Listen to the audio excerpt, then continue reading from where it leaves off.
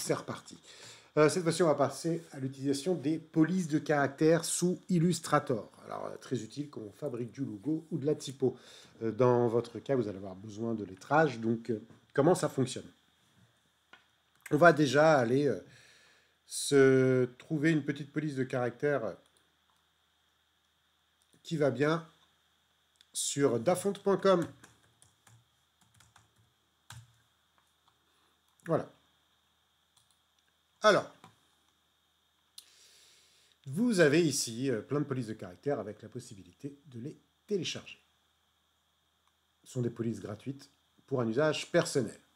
Donc évidemment, si vous voulez commercialiser des choses en prenant des polices de caractère ici qui appartiennent à quelqu'un, vous pourrez très bien faire un don à l'auteur ou le contacter afin de convenir avec lui d'une rémunération. Donc nous, on va surtout se concentrer sur l'utilisation d'une police de caractère à des fins pédagogiques, donc ce n'est pas la même chose. On va sélectionner n'importe, je vais aller dans Old School.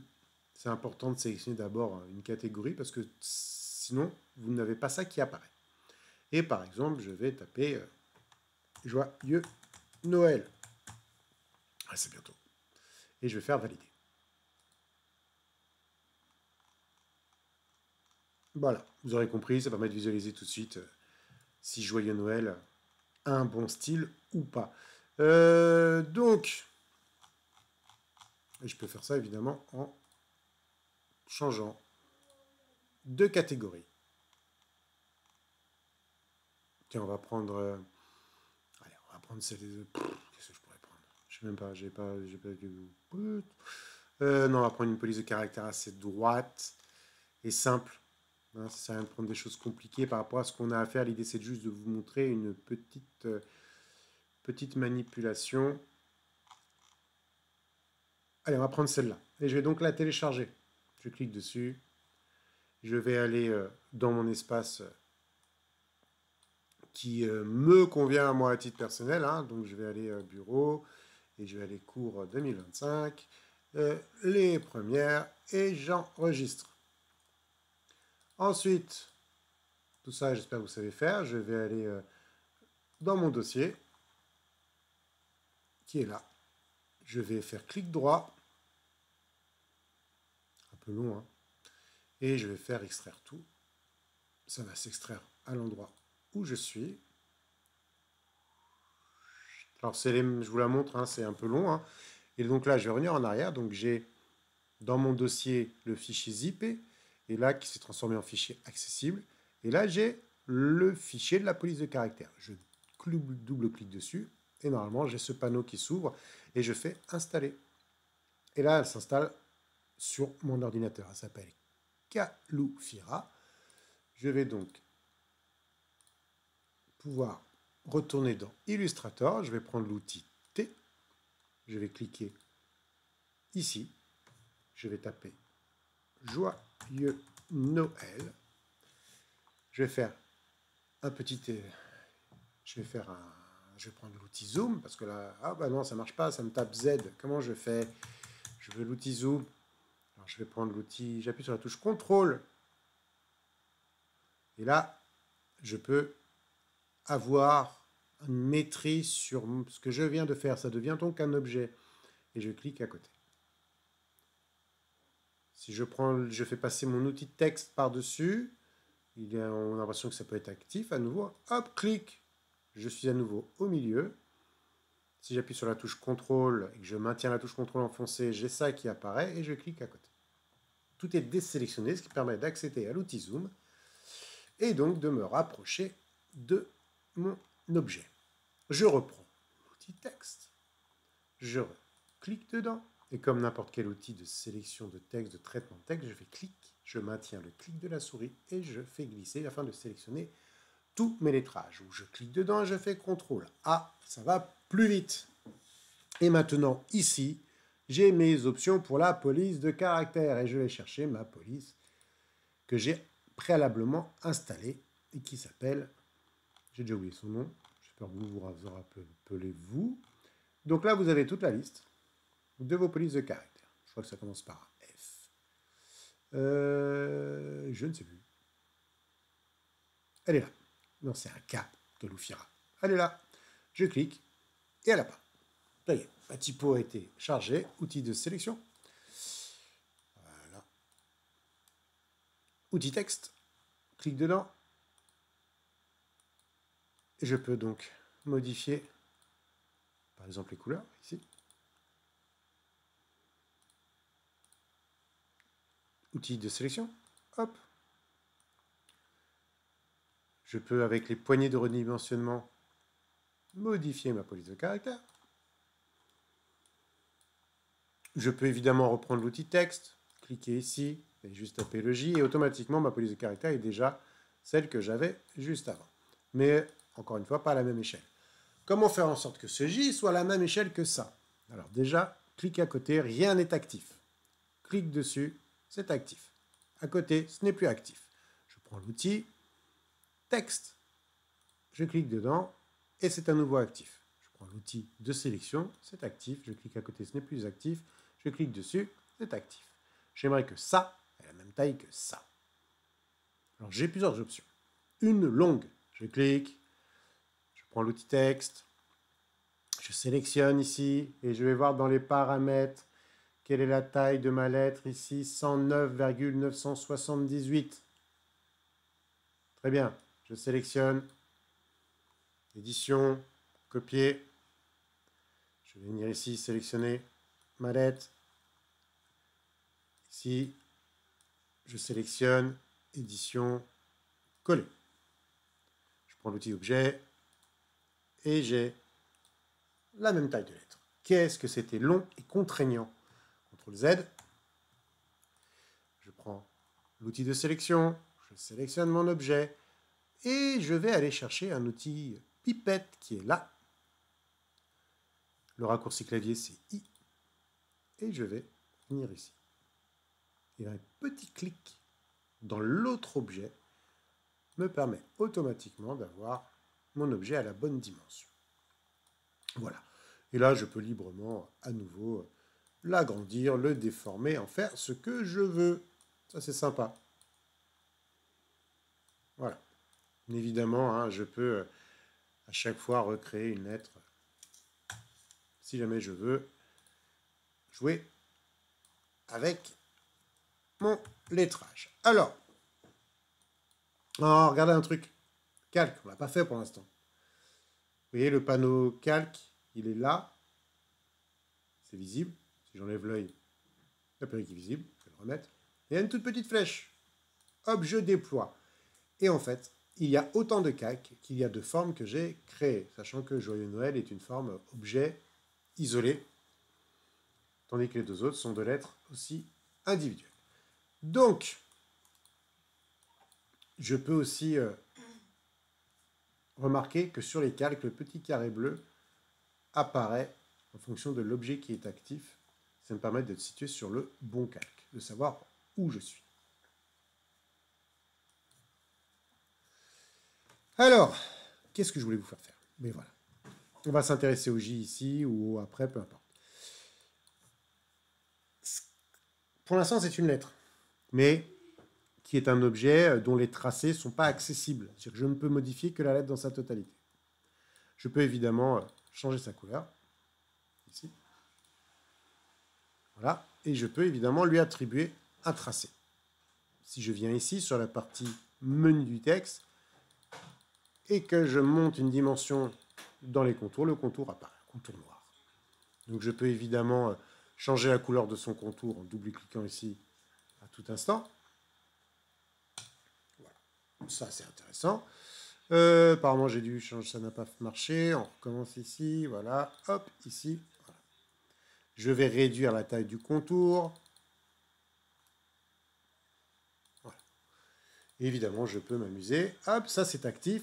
J'aimerais que le rond, ici, le haut de Joyeux Noël soit pareil que ça. Donc, j'ai sélectionné l'objet. Et je vais prendre la pipette. Et voilà. Un petit clic. Et je me retrouve avec des lettres aux dimensions identiques. Maintenant, je peux aller un petit peu plus loin si je le souhaite, et je vais rentrer intégralement dans cette lettre. Si je double-clique dedans, avec l'outil objet, se passera rien. Bon, je sais pas pourquoi je vous fais ça d'ailleurs. J'ai oublié que c'était une lettre. Donc on va pas faire ça, on va faire autre chose. Pour pouvoir... En fait, tout ça ici, là, si vous suivez ma flèche, c'est les tracés. Mais les tracés, j'y ai pas accès, je veux y avoir accès. J'aimerais bien modifier le point du J, et après modifier le corps du J autrement qu'uniquement par une déformation comme ça. J'aimerais faire vraiment le faire comme je veux. Clic droit. Voilà les options qui sont offertes à moi. Il y a plein de choses qui ne m'intéressent pas. Là, ce qui m'intéresse, c'est vectoriser.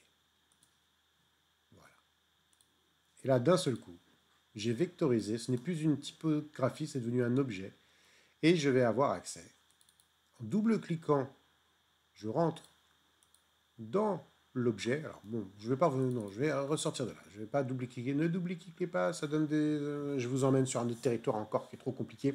Restons sur ce que je viens de faire. Sélectionnons tout simplement.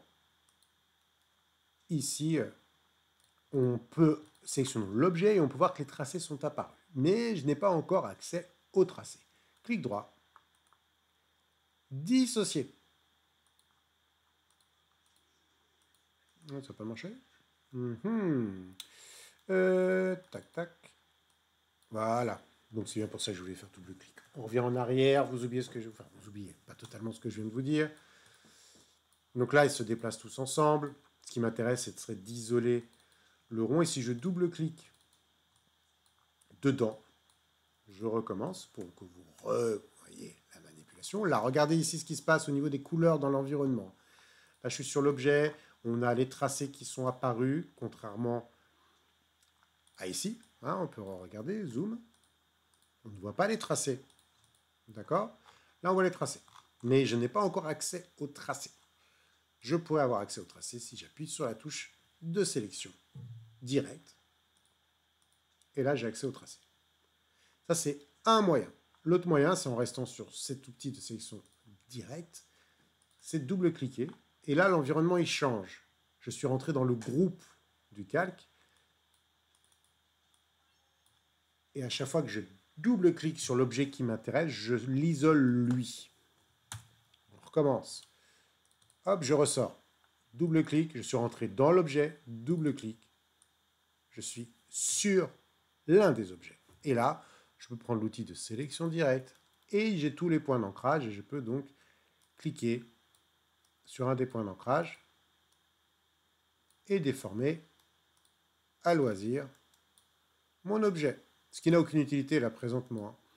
Mais ça peut être utile dans d'autres circonstances quand je veux déplacer certaines formes ou si par exemple je sélectionne juste, je ressors de ça, je prends ça, et que j'aimerais par exemple agrandir uniquement la hauteur ici. Donc j'ai l'outil de sélection ici. Je vais sélectionner que les points d'ancrage qui sont là. Vous avez vu, ils sont tous noirs. Et ceux-là sont restés blancs. Verticale contrainte. Et voilà. Alors là, comme ça, dans son contexte de travail, vous vous dites à quoi ça va me servir. Vous allez être amené à utiliser de la police de caractère. Vous allez être amené à la manipuler. Je vous le refais pour, par exemple, l'intégralité de ça. Là.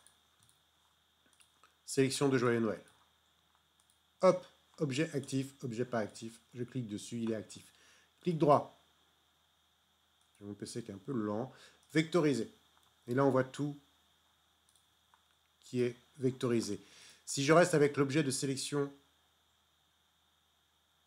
d'objet entier, hein, c'est marqué là, objet entier, je peux que déplacer l'objet en entier. Si je prends l'outil de sélection, parce que je me perds un peu en termes de vocabulaire, hein, des fois ça manque de précision, tout ça, de sélection directe, hein, c'est marqué dessus. Et ben, hop, je peux isoler, prendre les lettres les unes après les autres et venir donc jouer avec individuellement et donc m'amuser à faire ce que je veux de tous ces éléments qui deviennent donc des éléments individuels, des objets à part entière. Et c'est là, dans cette configuration, où si je sélectionne juste le haut, là, j'aimerais juste le sélectionner lui, Zoom, vous allez vous rendre compte que c'est pas si simple que ça. Parce que si je fais ça,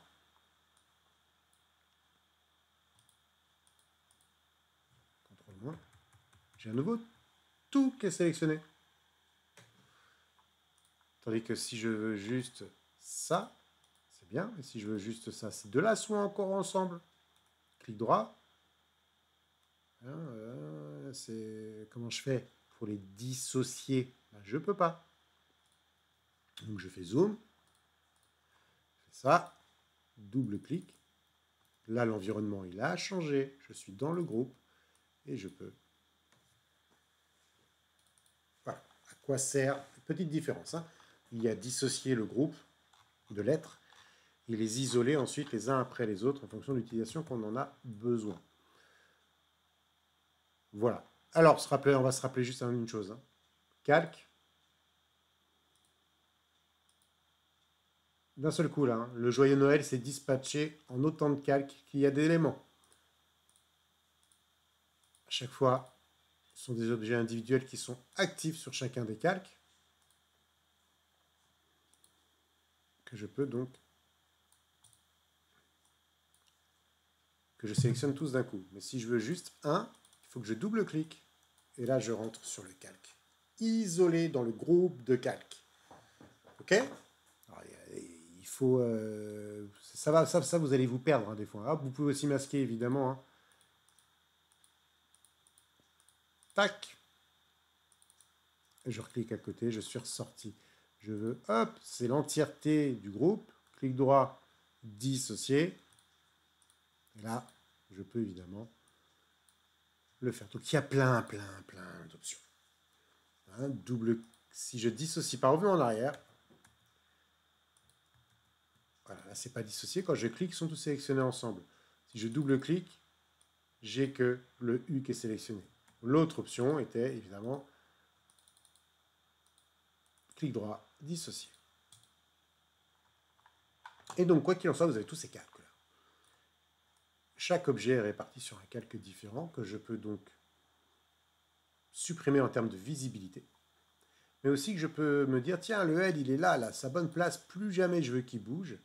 Il est là et je le verrouille ici. Et là, il ne peut plus bouger. Je ne peux plus intervenir dessus, je ne peux plus changer sa couleur, je ne peux plus rien faire. Il faut bien que je pense à le déverrouiller. Voilà. Faites toutes ces manipulations. Je réfléchis si je vois d'autres choses. Bon, de toute façon, il faut refaire Non, c'est tout. Je m'arrête là pour l'instant.